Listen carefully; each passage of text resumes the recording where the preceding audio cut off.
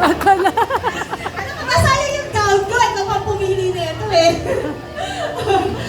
Okay. So baby, actually, ni-request ko talaga na maging bloomings ako.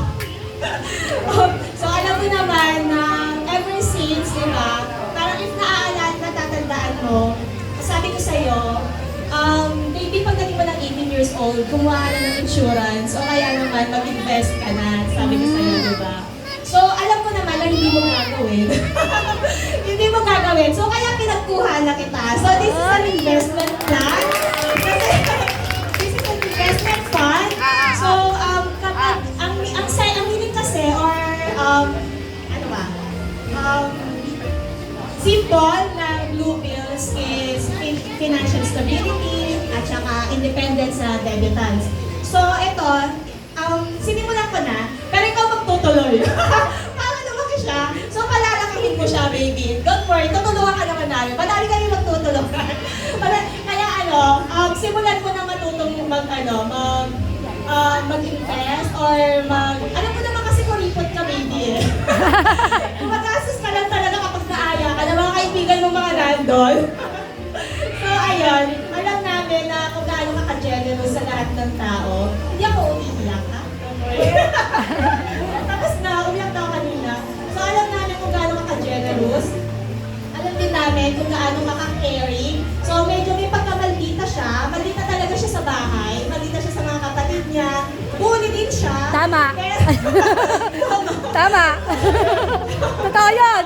Dati ako yung pinaka-bully. Ngayon siya na. Nabubuli na kasi niya ako. So, kahit ganun ka, alam namin yung pagiging maldita mo, yung katarayan mo is hindi mo lang alam kung paano ipakita yung care mo. Alam ko yun kasi ganun din ako. Pareho tayo doon. Pareho kami marunong magtago ng aming mga nararamdaman. Kaya baby, kahit na alam mo wala kang sinasabi sa akin, this is it.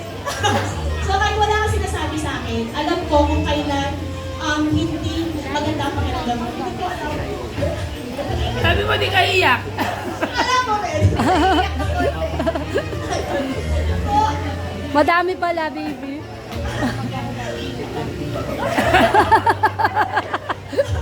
thank you, baby.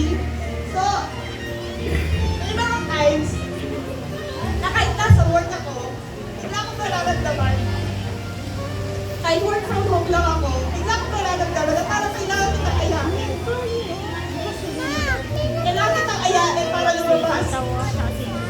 Hindi ko alam, pero nararamdaman ko yun. Nararamdaman ko yun, siguro dahil magkakabit na yung ito kalate. Kahit hindi ako yung bali mo. Alam mo naman kung gaano tayo ka-attach. Pangalawang punta ko ng Taiwan. Tumating ako sa agency na magalimat ako. Akala ng mga kasamahan ko papuntang Taiwan. Nag-make kami ng boyfriend ko. Sabi ko sa kanila, higit pa doon. Kasi iniyakan niya ako magtamad. Ayaw niya akong paalisin. So, tinakasan ko lang siya. So, ayun. Ganun kami. Bata pa lang siya. Mga 5 years old girl yata nun, no? Tapos, bigla na lang niya sinabi, bigla siya malungkot. Nasa taas sila. Tapos bigla siya malungkot. Natatandaan ni na ate sa kanya ni kuya. Tapos, tumati siya sa akin sa pagtulog. Tapos, nakahiga kami. Sabi niya, itawag ka na lang umalis. Sabi niya, hindi naman niya alam na pupunta akong Taiwan. Hindi ko alam kung paano niya na yun. Ganon. So sabi ko, bakit parang tayo, may ganun tayong attachment. So ayun nga, may mga times na kapag nararamdaman ko na hindi maganda pakiramdam ko, feeling ko kailangan kitang ilabas. At yun, kapag nilabas na kita, ayun, doon mo na nasasabi ang lahat. And I'm so grateful, kahit hindi tayo laging nagkakausap, kahit hindi tayo laging nagkikita, pero kapag nagkita tayo, alam ko na kampante ka, na sabihin sa akin ang lahat ng mga gusto kong sabihin, ang nilalabas mo yung damdamin, nararamdaman ko. I'm so thankful na gano'n kasi akin. Kasi alam mo, kailangan ko yun. Dahil siya yung tipo ng teenager na hindi magsasabi kung ano talaga yung nararamdaman niya. Ganon. So, baka masiriyan Ayaw ko na Syrian. Ayun, happy birthday, Didi. Alam mo, gusto mo, siya na ba yan? Ay, oo, yun yung ganda. Thank you very much, Mama. Very long. Pa-picture po muna, ma'am.